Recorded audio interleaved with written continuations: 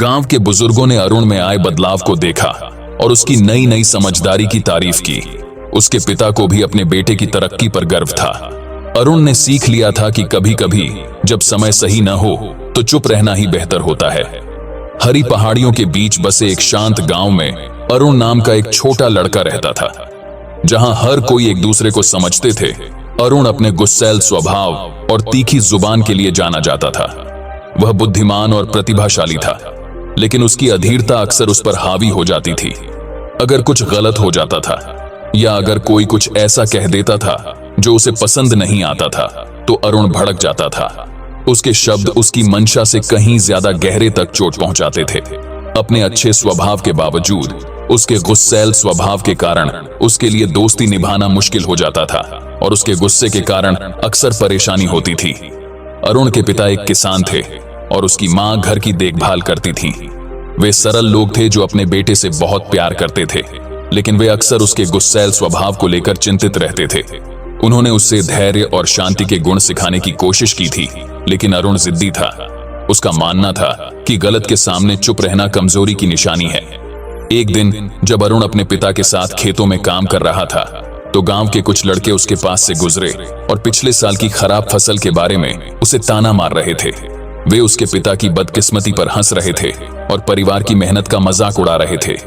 अरुण का खून खौल उठा। बिना सोचे समझे उसने उन पर चिल्लाना शुरू कर दिया और उनके तानों से भी ज्यादा अपमानजनक बातें की। लड़के चले गए, लेकिन नुकसान हो चुका था। इस बातचीत की खबर पूरे गांव में फैल गई और जल्द ही हर कोई अरुण की तीखी जुबान के बारे में बात करने लगा। उस शाम अरुण के पिता ने उसे बैठाया। अरुण, उन्होंने धीरे से कहा, तुम्हारा दिल अच्छा है, लेकिन तुम अपने गुस्से को अपने दिमाग से पहले बोलने देते हो। एक बार बोले गए शब्द वापस नहीं लिए जा सकते। जब तुम नियंत्रण खो देते हो तो तुम दूसरों और खुद को चोट पहुंचाते हो। अरुण अभी भी गुस्से में था। उसने जवाब दिया, लेकिन पिताजी, वे हमारा अपमान कर रहे थे। क्या मुझे चुप रहना चाहिए था और उन्हें हमारी मेहनत का मजाक उड़ाने देना चाहिए था? उसके पिता ने आह भरते हुए कहा, कभी कभी जब समय सही नहीं होता तो चुप रहना बेहतर होता है। चुप रहने का मतलब गलत को स्वीकार करना नहीं है, बल्कि यह आपको सोचने, समझने और अपने शब्दों को समझदारी से चुनने का समय देता है। अरुण को यकीन नहीं हुआ, लेकिन वह अपने पिता का सम्मान करता था और चुप रहा। उस रात जब वह बिस्तर पर लेटा था, उसका मन परेशान था। वह अपने पिता की कही गई बातों के बारे में सोच रहा था, लेकिन वह इस भावना से मुक्त नहीं हो पाया कि चुप रहना उसकी कमजोरी होगी। अगले दिन जब अरुण नदी के किनारे अकेला टहल रहा था, तो उसकी मुलाकात एक बूढ़े संत से हुई जो अक्सर गांव में आते थे। संत अपनी बुद्धिमत्ता और दयालुता के लिए जाने जाते थे और आसपास के लोग उनसे सलाह लेते थे। अरुण ने उन्हें कई बार देखा था, लेकिन उनसे कभी बात नहीं की थी। हालांकि आज संत ने उसे आवाज दी। युवक, संत ने कहा, मैंने कल जो हुआ उसे देखा। आओ मेरे साथ एक पल बैठो। अरुण ने आश्चर्यचकित होते हुए भी आज्ञा का पालन किया। संत ने उसे दयालु आंखों से देखा और पूछा, तुम परेशान क्यों हो मेरे बेटे? अरुण ने झिझकते हुए अपने दिल की बात कह दी। उसने संत को गांव के लड़कों के साथ हुई घटना, अपने पिता की सलाह और अपनी उलझन के बारे में बताया। अरुण ने पूछा, जब कोई मेरे साथ गलत करता है तो मैं चुप कैसे रह सकता हूं? क्या अपने लिए खड़ा होना सही नहीं है? संत ने धैर्यपूर्वक सुना।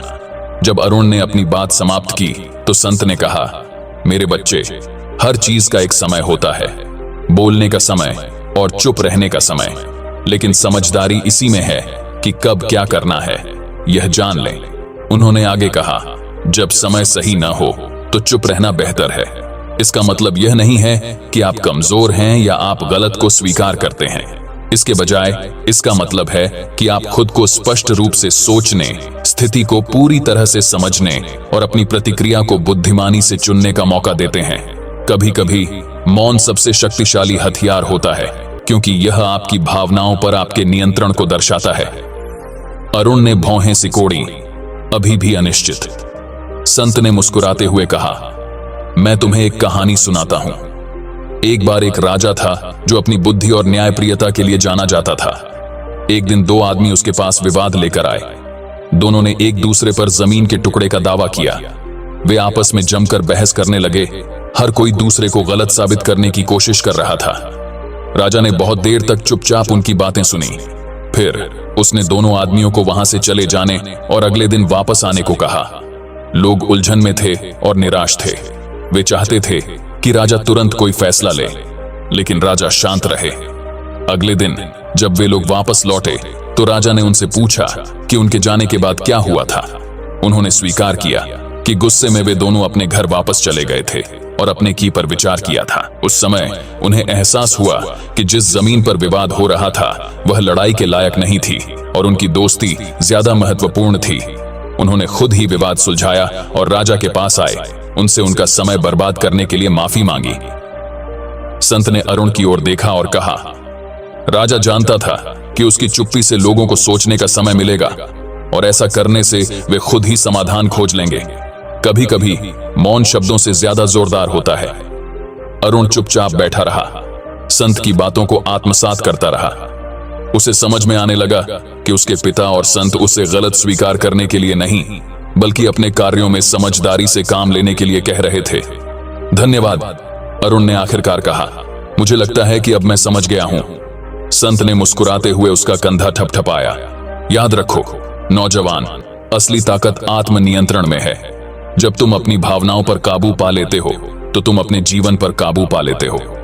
अरुण संत के पास से चला गया, हल्का और समझदार महसूस कर रहा था। अगले कुछ हफ्तों में उसने जो सीखा था उसका अभ्यास किया। जब दूसरे उसे उकसाने की कोशिश करते तो वह अपनी जुबान पर काबू रखता और जवाब देने से पहले सोचता। उसने पाया कि शांत रहने से वह परिस्थितियों को बेहतर तरीके से संभाल सकता है और धीरे धीरे लोग उसे एक नई रोशनी में देखने लगे। उसके रिश्ते बेहतर हुए और उसे अपने भीतर शांति मिली। एक दिन गांव के लड़के जो पहले उसका मजाक उड़ाते थे उसके पास आए।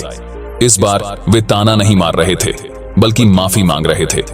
उन्हें अपनी गलती का एहसास हो गया था और वे अरुण का सम्मान कर रहे थे कि उसने गुस्से से जवाब नहीं दिया। अरुण ने मुस्कुराते हुए उनकी माफी स्वीकार कर ली, यह जानते हुए कि उसकी चुप्पी किसी भी शब्द से ज्यादा जोरदार थी। गांव के बुजुर्गों ने अरुण में आए बदलाव को देखा और उसकी नई नई समझदारी की तारीफ की।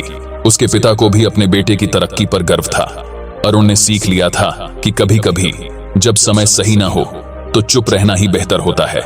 उसने अपनी भावनाओं पर काबू पाने का लक्ष्य हासिल कर लिया था और ऐसा करके उसने अपने भीतर एक गहरी ताकत पाई और इसलिए अरुण की कहानी गांव के अन्य लोगों के लिए एक सबक बन गई। जब भी कोई मुश्किल परिस्थिति का सामना करता तो वे संत के बुद्धिमानी भरे शब्दों और अरुण द्वारा स्थापित उदाहरण को याद करते। जब समय सही ना हो तो चुप रहना ही बेहतर होता है। अंत में अरुण की चुप्पी ने उसे वह सम्मान दिलाया जिसकी उसे हमेशा से तलाश थी, डर से नहीं बल्कि समझ और समझदारी से। गांव में शांति थी और अरुण ने जीवन का सबसे महत्वपूर्ण सबक सीखकर एक संतुष्ट जीवन जिया। धन्यवाद। नमो बुद्धाय।